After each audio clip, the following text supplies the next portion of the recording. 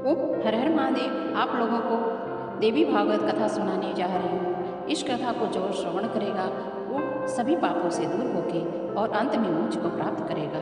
श्री जगदम्बिकाय नमः। श्री सूत जी द्वारा ऋषियों के प्रति देवी भागवत की महिमा को श्रवण जो सूत जी ने कराया था, वही मैं आज कथा आपको प्रथम अध्याय कथा देवी भागवत आपको श्रवण कराने जा रही हूँ।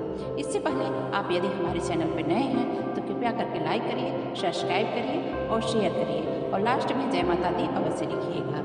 आइए हम लोग कथा की ओर चलते हैं। जगत के सृष्टि कार्य में जो उत्पत्ति रूपा कार्य, रक्षा कार्य में पालन शक्ति रूपा, संहार कार्य में रौद्र रूपा है, संपूर्ण विश्व प्रपंच के लिए क्रीड़ा स्वरूप है, जो परंपरा परस्ती माध्यमा तथा वैखरी वाणी में अभिव्यक्त होती हैं, जो ब्रह्मा विष्णु महेश द्वारा निरंतर आधारित होती रहती हैं। वे प्रसन्न चित्त वाली भगवती मेरी वाणी को अलंकित करें।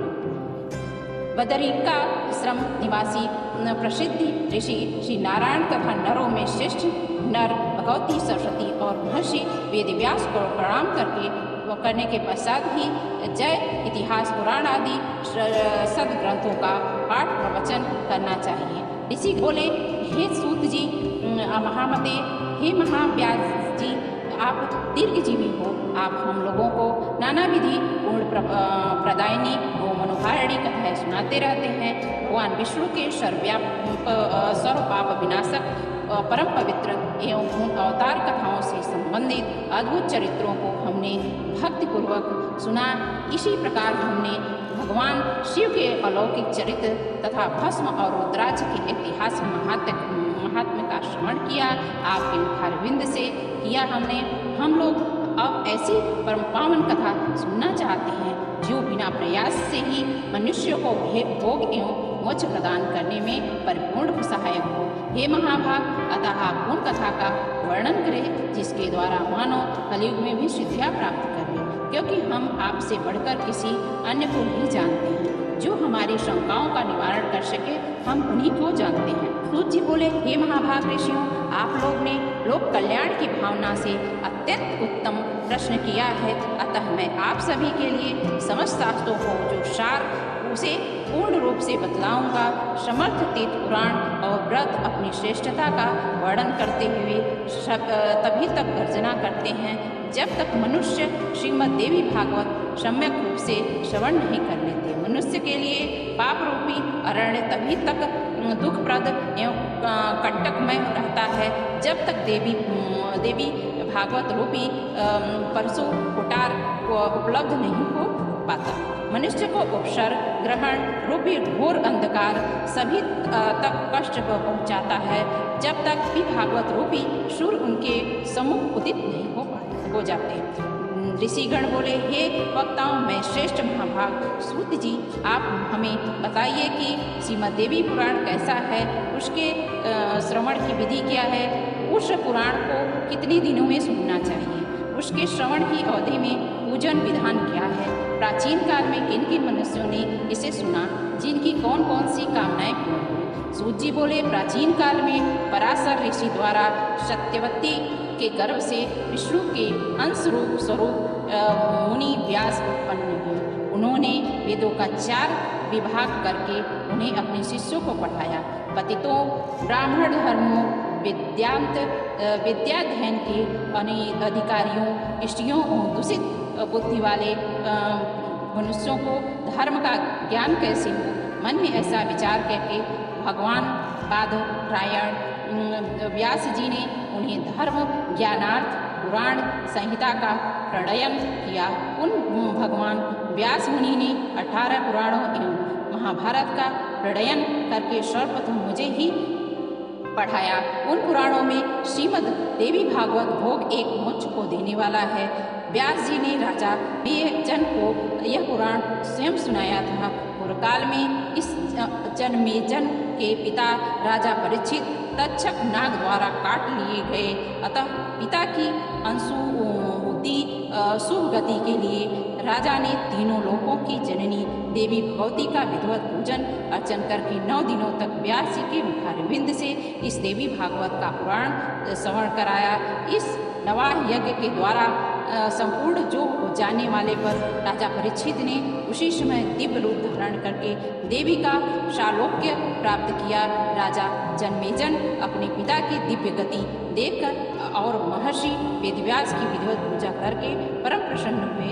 सभी 18 पुराणों में यह श्री देवी भागवत सर्वश्रेष्ठ है और धर्म, अर्थ, काम तथा मोक्ष को प्रदान करने वाला है। जो लोग सदा भक्ति श्रद्धापूर्वक देवी भागवत की कथा सुनते हैं उन्हें सिद्धि प्राप्ति होने में रंच मात्र भी विलंब नहीं होता है। इसलिए मनुष्यों को इस पुराण का सदा पठन श्रवण करना चाहिए।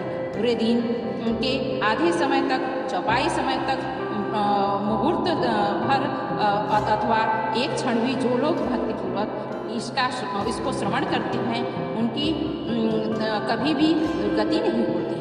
मनुष्य सभी यज्ञों, तीर्थों तथा दान आदि शुभ कर्मों को भोग करके फल प्राप्त करता है। वही फल उसे केवल एक बार श्रीमद् भागवत पुराण के श्रवण करने से प्राप्त होता है। सतयुग आदि युगों में तो अनेक प्रकार के धर्मों का विधान था, किंतु कलयुग में पुराण श्रवण के अतिरिक्त मनुष्यों के लिए अन्य कोई सरल धर्म विहित नहीं है। कलयुग में धर्म एवं सदाचार से रहित तथा अल्प आयु वाले मनुष्य के कल्याण महर्षि वेदव्यास ने अमृतसर रथ समय देवी भागवत नामक पुराण की रचना की। अमृत के पानी से जो केवल एक ही बार मनुष्य अजब अमर होता है, किंतु भागवत पुराण कथा सुनने से अमृत संपूर्ण कुल को ही अजर अमर कर देता है। उनके कुल को ही सद्बुद्धि प्राप्त हो जाती है। देवी भागवत के कथा श्रवण करने में महीनों तथा दिनों का कोई भी नियम नहीं है। अतएव मानव द्वारा इसका सदा ही सेवन, पठन पाठन किया जाना चाहिए।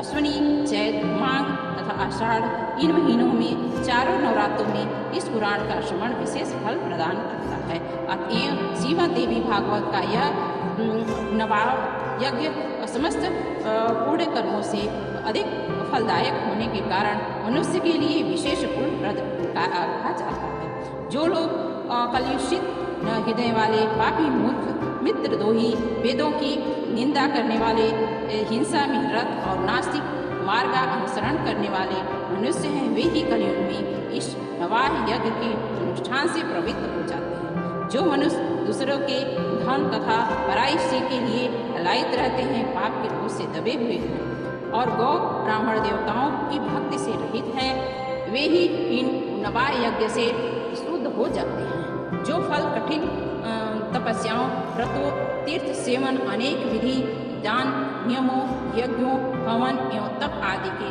प्राप्त करने से प्राप्त होता है, वह फल मनुष्य को श्रीमद् भागवत के नवाह यज्ञ से प्राप्त हो जाता है। हे विप्र, गंगा, गया, काशी, नैमिषारण्य, मथुरा, पुष्कर, बदी, कारण्य भी मनुष्यों की उतना ही सिद्ध पवित्र नहीं कर पाते जितनी कि श्रीमद् भागवत का यह नवाह यज्ञ और लोगों को पवित्र कर देता है। अतएव से धर्म, अर्थ, काम तथा मोक्ष की प्राप्ति उत्तम साधन माना गया है। जो अश्विनी महीने के शुक्ल पक्ष में सूर्य के कन्या राशि में पहुँचने पर महाअष्टमी तिथि को स्वर्ण सिंहासन पर स्थित देवी की प्रीतिपद श्रीमद् देवी भागवत ग्रंथ का पूजन करके उसे किसी योग्य ब्राह्मण को श्रद्धापूर्वक देता है, वह देवी के परम पद को प्राप्त कर लेता है। जो मनुष्य प्रतिदिन देवी भागवत के एक अथवा आधे श्लोक का भी पाठ कर लेता है, वह जगदम्बा का कृपा पात्र बन जाता है। महामारी से उत्पन्न उपद्रव तथा समस्त प्रकार के उत्पात, उल्कापात, भूकंप, अतिवृष्टि, अनावृष्टि आदि इस श्रीमद् देवी भागवत के श्रवण मास से विनष्ट हो जाते हैं। बाल ग्रहों स्कंद ग्रह, स्कंदा, पस्मार, शकुनी, रेवती, पूतना, अंधपूतना, शीत पूतना, मुख मंडिका और नैक मेष तथा भूत प्रेत आदि से उत्पन्न भय इस श्रीमद् देवी भागवत के श्रवण से बहुत दूर हो जाते हैं और भाग जाते हैं। जो व्यक्ति भक्ति भाव से देवी की इस भागवत पुराण पाठ तथा श्रवण करता है, वह धर्म, अर्थ, काम, मोक्ष प्राप्त कर लेता है। इस देवी भागवत के श्रवण से वासुदेव जी प्रसेन को खोजने के लिए हुए थे और बहुत समय तक न लौटते, पर वो प्रिय पुत्र श्री कृष्ण को प्राप्त करके उस भक्तिपूर्वक इस देवी भागवत की कथा को पढ़ता है तथा इसका श्रवण करता है, वह भोग तथा मोक्ष दोनों प्राप्त कर लेता है। अमृतवाणी इस देवी भागवत के श्रवण से पुत्रहीन मनुष्य पुत्रवान हो जाता है। दरिद्र व्यक्ति को धन की से संपन्न हो जाता है तथा रोगग्रस्त मनुष्य को रोग से मुक्ति मिल जाती है। वांझा स्त्री एक संतान वाली स्त्री अथवा वह स्त्री जिसकी संतान पैदा होकर मर जाती है, वे भी श्रीमद् भागवत बड़ा सुनकर दीर्घायु वाला पुत्र प्राप्त करते हैं। जिस घर में नित्य श्रीमद् देवी भागवत का पूजन किया जाता है, वह घर तीर्थ स्वरूप हो जाता है तथा उसमें निवास करने वाले लोगों को पापों का नाश हो जाता है। जो मनुष्य अष्टमी, नवमी तथा चतुर्दशी तिथि को श्रद्धापूर्वक इसे पढ़ता है, सुनता है, वह परम सिद्धि को प्राप्त कर लेता है। इस देवी भागवत पुराण पाठ करने वाला ब्राह्मण वेदांतों में अग्रणी हो जाता है, क्षत्रिय राजा हो जाता है, वैश्य धन संपदा से संपन्न हो जाता है और शुद्ध भी इसके शरण मात्र से अपने कुल बंधु बांधवों के बीच श्रेष्ठ प्राप्त कर लेता है। यह कथा आपको जान के कैसी लगी, सुन के कैसी लगी? यदि आपको कथा अच्छी लगी हो तो कृपया दूसरे के साथ शेयर अवश्य करें। यह था प्रथम अध्याय। आगे भी आप कथा सुनिएगा और प्रसंग आते हैं, इसके लिए आप हमारे चैनल को लाइक करिएगा, हमारे चैनल पे जुड़े रहिएगा। हर हर महादेव, जय माता दी।